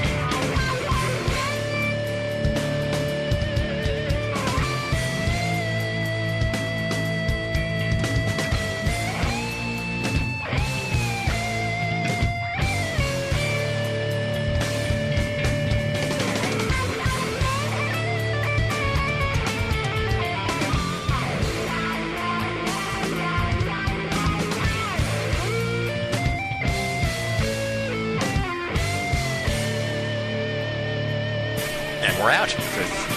Excellent. And it's pretty much about an hour and 45 minutes, so that should pan out pretty well, and that'll keep them yearning until I actually put out one next week. That'll keep the little buggers happy. Yeah, bastards. Jeez.